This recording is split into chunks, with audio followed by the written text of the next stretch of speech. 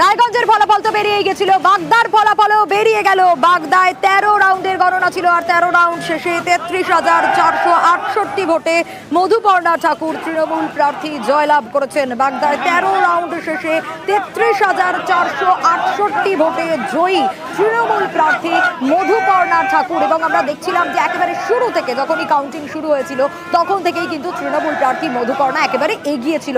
13 রাউন্ডের গণনা ছিল, 13 রাউন্ডের গণনা শেষ এবং একটা বেশ বড় ব্যবধানেই জয়। 33,000-এরও বেশি ভোট, 33,468 ভোটে জয়ী হয়েছেন তৃণমূল প্রার্থী মধুপর্ণা ঠাকুর। এবং কোথাও গিয়ে এই ঠাকুর বাড়ির সদস্য, মমতা বালা ঠাকুরের মেয়ে এবং এই ঠাকুর বাড়ির সদস্য প্রার্থী হওয়ায় অবশ্যই এটা একটা মাস্টার স্ট্রোক। অনেকেই বলেছেন এই কথা, অনিরুদ্ধর কাছ থেকেই জানবো। অনিরুদ্ধ, বাগদায়ও ফল ঘোষণা হয়ে গেল, মধুপর্ণা ঠাকুর 33,400-রও বেশি ভোটে জয়ী।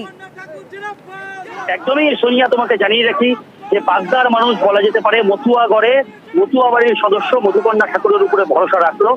33,468 ভোটে জয়ী হয়েছে মধুপর্ণা ঠাকুর এবং পরাজয় স্বীকার করে নিয়ে এই হেলেঞ্চার যে গণনা কেন্দ্র, সেই গণনা কেন্দ্র থেকে বেরিয়ে গিয়েছে বিজেপি প্রার্থী বিনয় বিশ্বাস।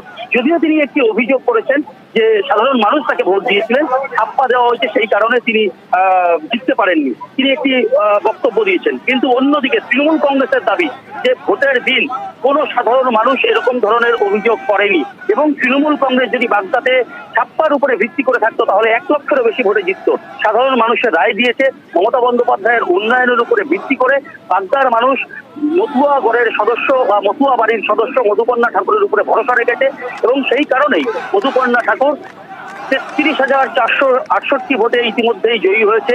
বলা যেতে পারে মতুয়া ঘর পুনরুদ্ধার করলো তৃণমূল কংগ্রেস, যেটা পাখির চোখ ছিল।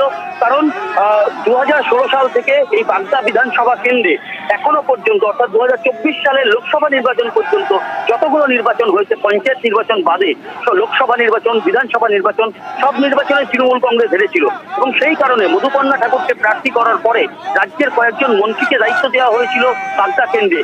সেখানে মন্ত্রীদের বলতে শোনা গেছে যে আপনারা আমাদেরকে 2016 সাল থেকে হারিয়ে একেবারে এটাই মাস্টার স্ট্রোক এবং মধুপর্ণাকে প্রার্থী করে বাজিমাত, মতুয়াগড় পুনরুদ্ধার করতে পারলো তৃণমূল। জয়ী মধুপর্ণা ঠাকুর, তৃণমূল প্রার্থী বাগদার।